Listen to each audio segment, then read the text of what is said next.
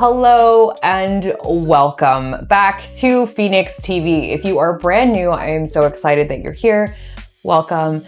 My name is Shakti and I am your host for Phoenix TV. And in this channel, you can learn all about life and business and how to optimize that experience so that it feels successful, aligned, and coordinated with who you actually are designed to be. If you're returning, welcome back. In this video, we are addressing a massive life experiment that I took on 2 years ago, which was homeschooling. And I have gotten so many requests to make this video, so I am finally going to make it. We're going to talk about why I made that decision when I did not want to be a homeschooling mom at all originally. That was not my plan. Why we made the decision, what we've learned in that decision, the resources that we use, the tools that we use, how I make it work being an entrepreneur.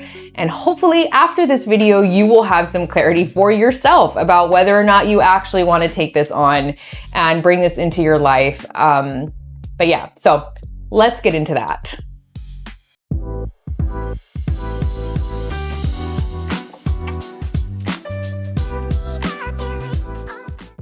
All right. So let me set the scene for how this decision came to pass. I have 2 kids. I have a 9-year-old, I have a 3-year-old. Before my 3-year-old was on the scene, I had moved to a new city in Florida and we were starting VPK. My son was set to start VPK.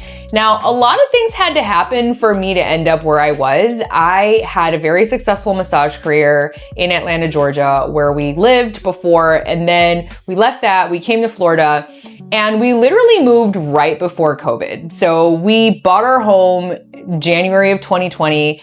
I was actively searching for where to enroll my son for VPK so that I could figure out my next steps professionally when the entire world shut down. So I started homeschooling then and there out of necessity, not because nothing was open. They were still trying to figure out what they were gonna do. So I started then and it was kind of a mess, and I was like, I can't do this and I don't know how to organize this material. I am not a teacher, So when the world kind of started opening back up, I put him into a VPK program. My son went to school from VPK to 1st grade.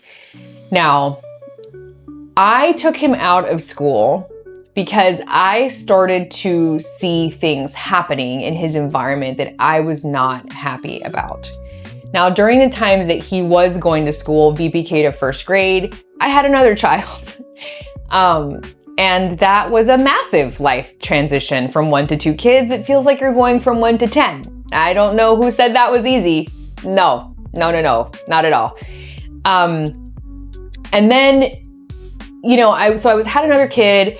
I finally figured out I wanted to start my coaching business in earnest, which is now what I do now full time. And I was sort of playing this building a coaching business in the background, raising the 2nd child, and then kind of shuffling him back and forth to school.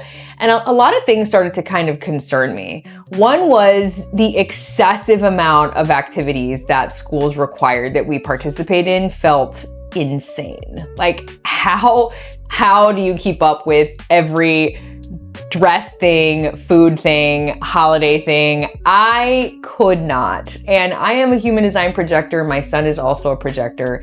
And what was happening was he was going to school 8 hours a day, coming home exhausted, crashing because he was so freaking tired, and then wouldn't have the energy to be able to do homework or do karate, which I had enrolled him in during that window of time when nothing was open, and then soccer, which was his passion and he really wanted to do even when he was a little kid.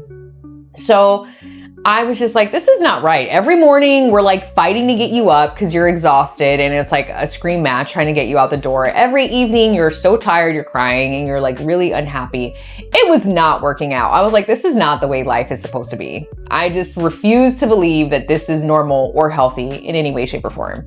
The other thing was that he was starting to come home with some comments. He was in elementary school and kids were bullying him already. I mean, 1st grade, my beautiful little boy was coming home being like, someone called me ugly. I feel bad about myself. And he's a very sensitive child. And I was like, I hate that for you so much because you're so small. It seems like that should not be happening at that age, but it was.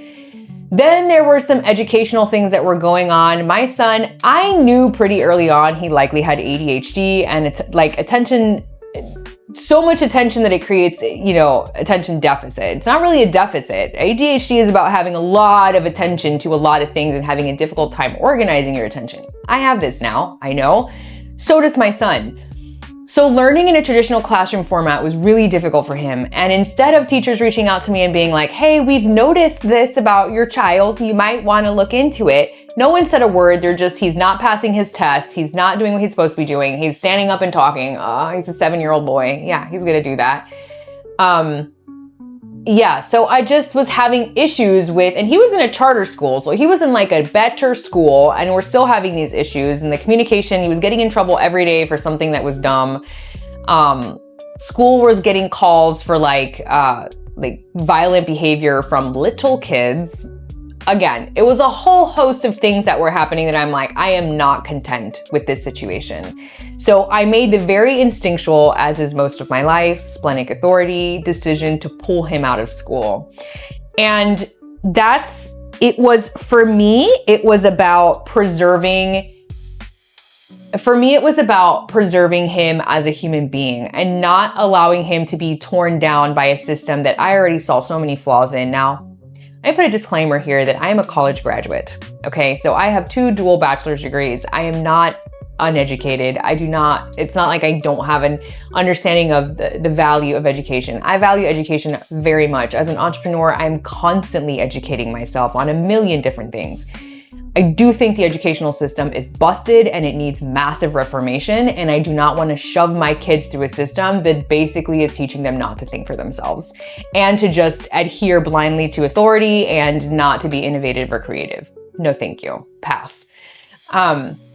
And then the number one question I always get with this is like, what about socialization? First of all, your child gets in trouble in school if they socialize. They literally get in trouble. They're not even allowed to socialize. So I don't know what that question is about. It's weird.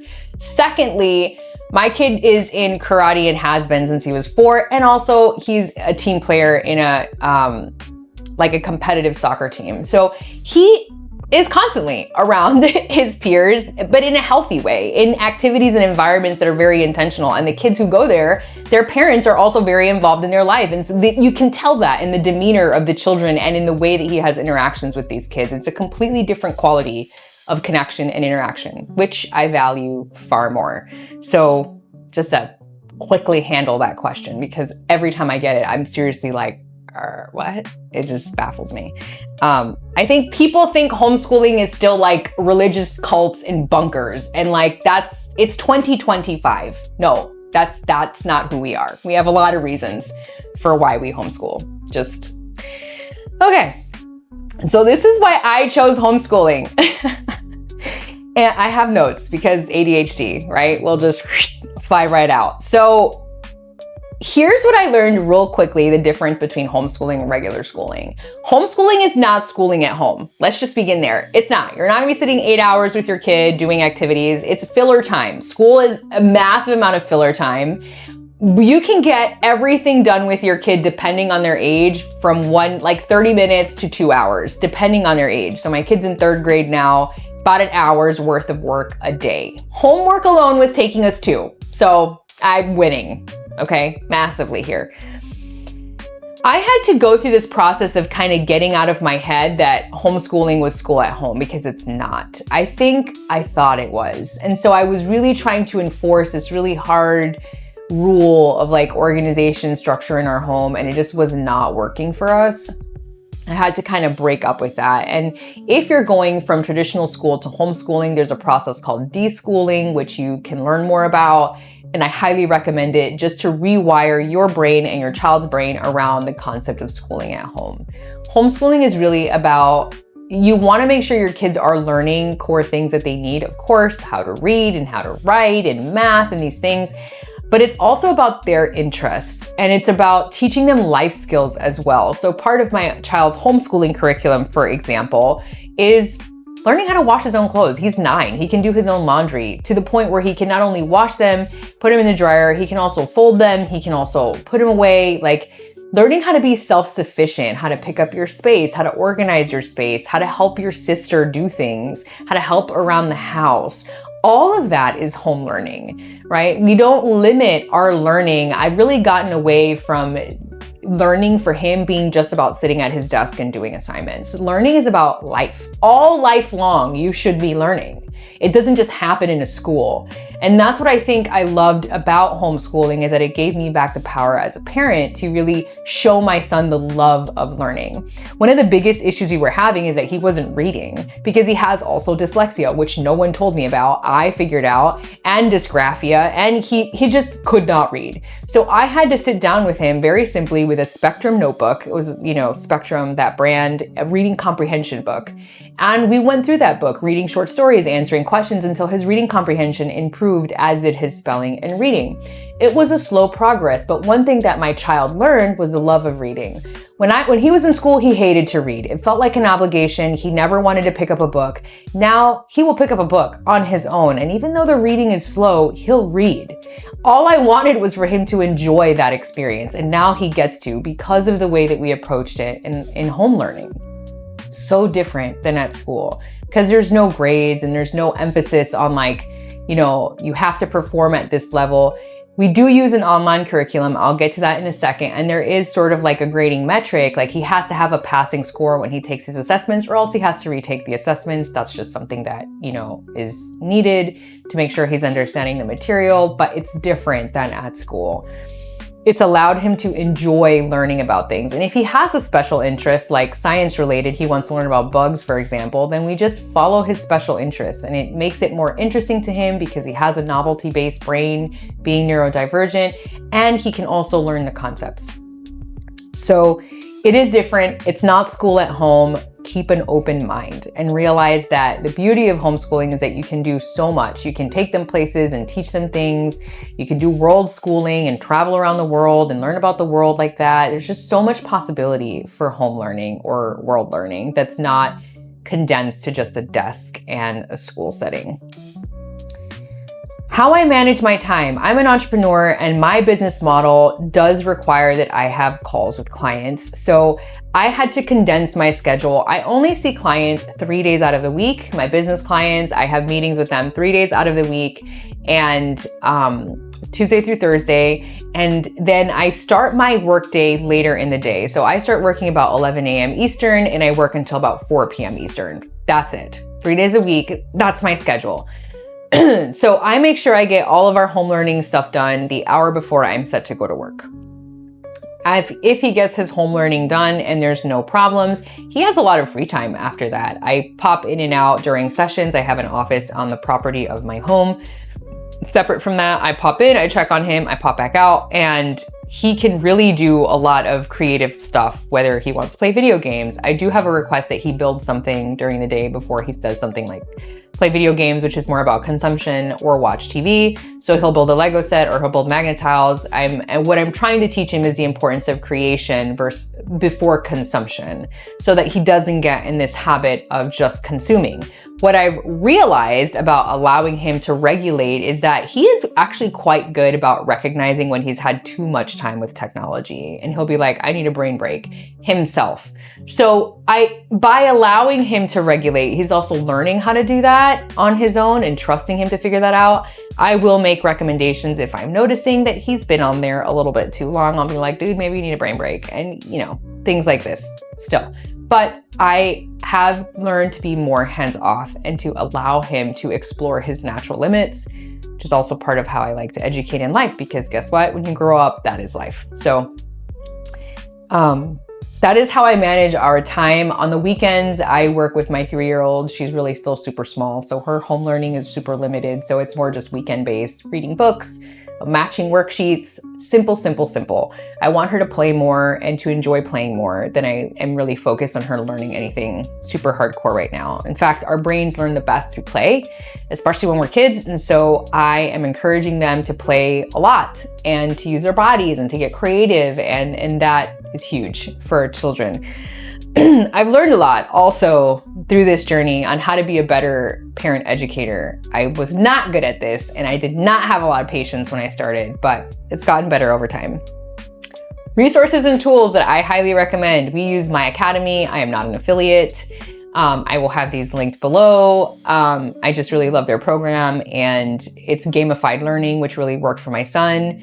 I don't have a program yet that I'm using for my daughter, but when I figure out what I want to use with her, I will include it on here. I do use Hooked on Phonics for her right now. There's like a monthly subscription. They send her little books every month and little worksheets every month. I do have that for her, but it's not like a full-on curriculum like my son's is. So My Academy is what I use for him. Hooked on Phonics is what I'm using for her.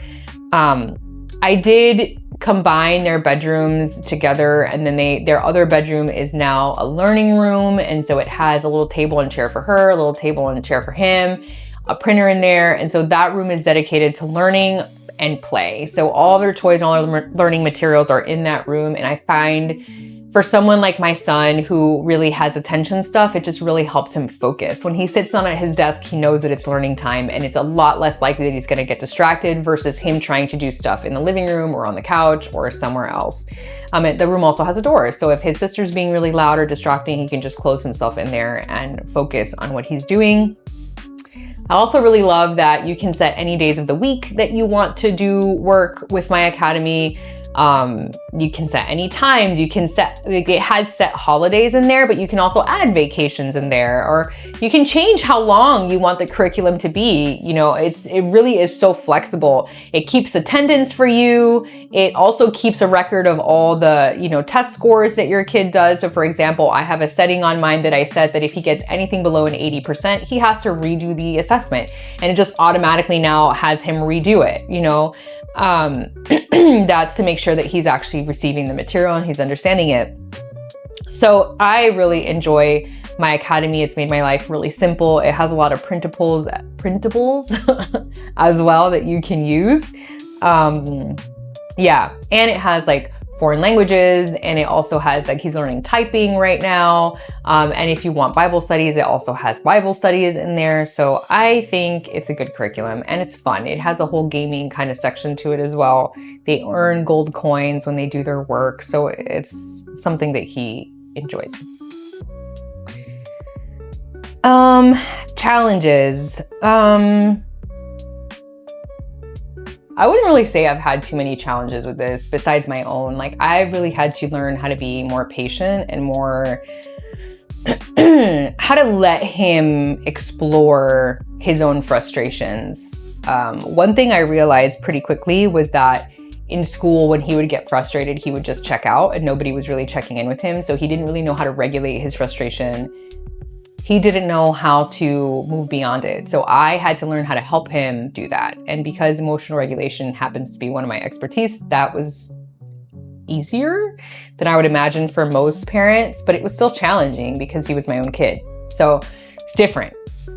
I also had to figure out like how he learned, and, to ease up on some of these standards that have artificially been placed on our kids. Like, they should read by age 6. Says freaking who? Is he going to be in an emergency situation where he needs to be reading, like, I don't know, technical manuals? Like, no, he isn't. He's 6. So if he doesn't read until he's 10, okay, is he reading like at all? Will he eventually read? It's like I had to let go of a lot of these assumptions that my kid should be doing XYZ thing by a certain time and be like, no, he has his own journey. He has his challenges. We've got to work within the scope of his mind and what he's capable of. And eventually he'll catch up. And I had to just make that cool. So that was something that I had to personally grow around and let go of, and not be attached to his getting something or not getting something or whatever that looked like. I will say my kid has no desire to go back to school. He has never once expressed a desire to go back to school. Every time someone asks him about his homeschooling experience, he's like, this is the best decision ever. I never want to go back. He's well rested. He eats a lot better. Has energy to do his extracurriculars. He's never once mentioned going back. So I also have no interest in taking him back to school. It's brought our family closer, I think. It's also made him a really good teacher to his sister. Like, now I find him teaching her ABCs or counting or things like that, which is reinforcing knowledge in him. And it's making him interested in teaching. And I think it's made him much more mature. I've noticed that his like emotional regulation is a lot better. No more outbursts like he was having when he was going to school. And he's everywhere I take this child, both of them, but especially my son, I get complimented on how mature he is and how well regulated he is. He can have a great conversation. He's a great conversationalist. He's great with small children. It's just like everywhere I go, I get stopped and told this about him. And I wonder how much of that is the past couple of years that we've been homeschooling and just giving him the opportunity to be in a healthy environment with more mature role models and yeah, just better in general. Also, just to wrap up, for our life, my in-laws live with us, and that was my choice. One of the decisions I made for my family was to bring in my in-laws who needed a place to stay for exchange of some childcare. And that has worked well for our family. I think multi-generational living has so many benefits, and that's one of them. And getting away from that, I think, was a massive mistake in our, just like the Western civilization.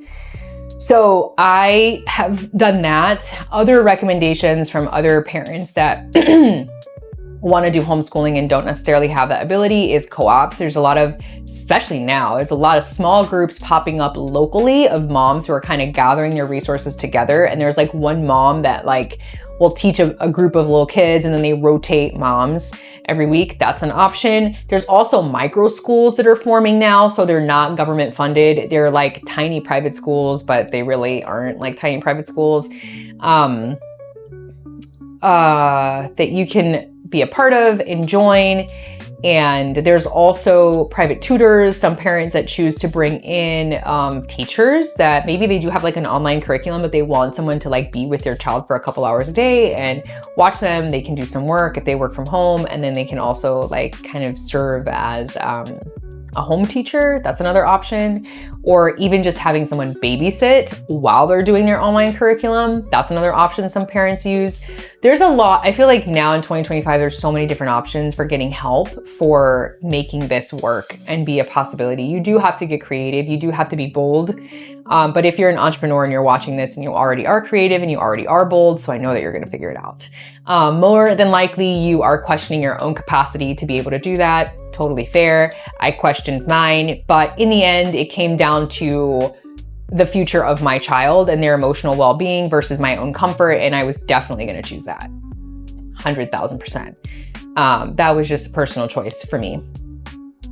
So yeah, so if I haven't covered something that you want to know or you're interested in knowing, please leave it in the comments. This was a relatively long video, but I wanted to be thorough in talking about why I did it and how we do it and what I've learned from the experience, because I get so many questions about this on a regular basis. But yes, please feel free to leave any questions that I didn't answer below, or any comments. If you are homeschooling and you're an entrepreneur, how's it going? I'd love to hear from you.